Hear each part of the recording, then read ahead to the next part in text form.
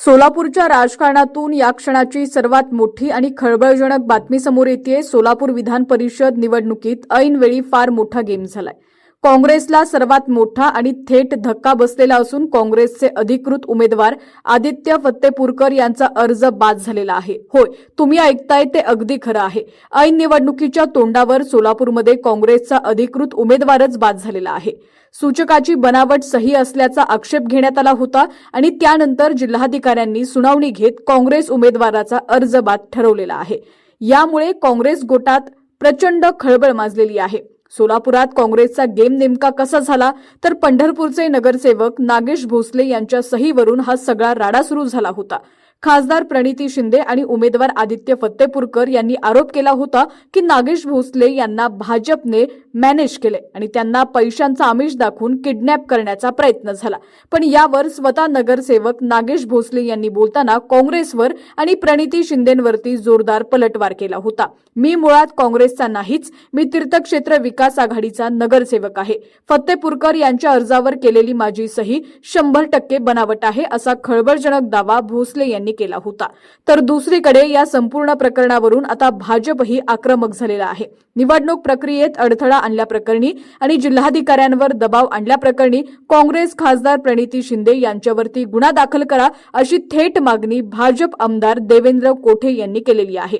उमेदवाराचा अर्ज बाद झाल्यामुळे सोलापूर विधान परिषदेची ही लढत आता पूर्णपणे फिरलेली आहे। काँग्रेस यावर आता काय कायदेशीर पाऊल उचलणार आणि खासदार प्रणिती शिंदेंवर गुन्हा दाखल होणार का याकडे संपूर्ण महाराष्ट्राचं लक्ष लागलंय।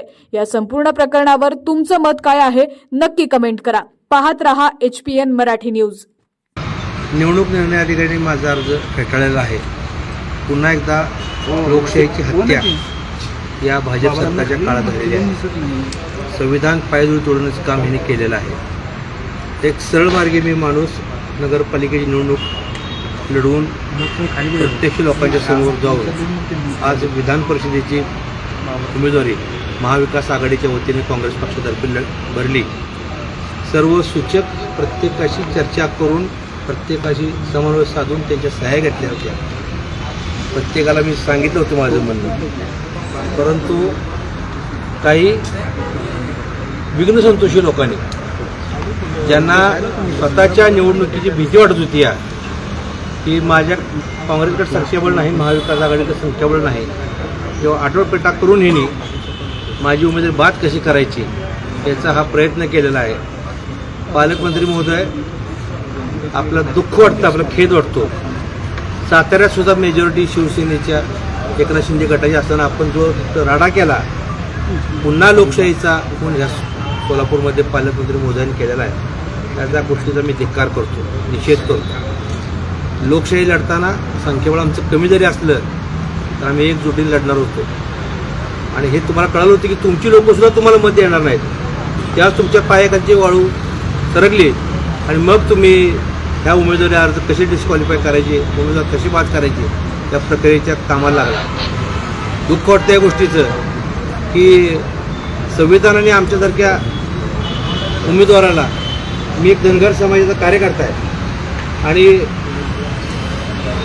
या बाबतीत काँग्रेस पक्षाने मला एवढी मोठी संधी दिली होती।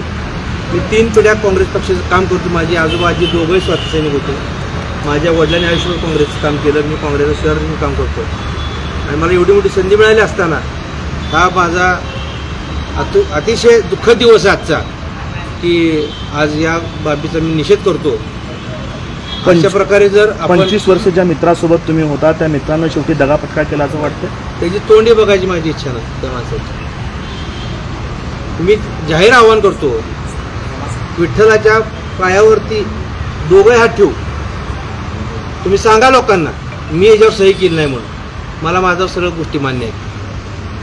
स्वतःच्या मुला डोक्यावर देऊन शपथ देऊन सांगा मी सही केली नाही म्हणून। ते दोषी असेल तर कुठेही फाशी घ्यायला तयार आहे, परंतु केसाने गळा कापला माझा, त्याचं मला अत्यंत दुःख होतं। पालकमंत्री असं म्हणतात की काँग्रेसकडे उमेदवार, काँग्रेसकडे मतदार नाही आहेत, बोगस सह्या करून ते उमेदवारीला अर्ज दिलेला आहे त्यांनी, तर प्रणिती शिंदेवरतीच गुन्हा दाखल करावा असं देखील मागणी भाजप आमदारांनी केली। भाजप आमदारांचं काय झालं, वाचाळवीर संख्या प्रचंड आहे, माहितीच नाही आणि बाळूच्यात आमदारकी मिळाली। तेव्हा समाजात कसं वागायचं हेच माहीत नाही. त्यांचे आजोबा, त्यांचे काका, त्यांचे विचार घ्या जरा म्हणून. आपण कुठल्या संस्कारात वाढलो जर आरोप करण्यापेक्षा आपण आपली पार्श्वभूमी तपासा. आपण कसं बोलताय, काय बोलताय, आणि एका महिलेबद्दल आपण जी गलिच्छ बोलताय त्याबद्दल त्यांचाही आम्ही निषेध करतो. खोटी सही केल्याप्रकरणी गुन्हा दाखल करण्याचं देखील बोललं 100% गुन्हा दाखल केला पाहिजे.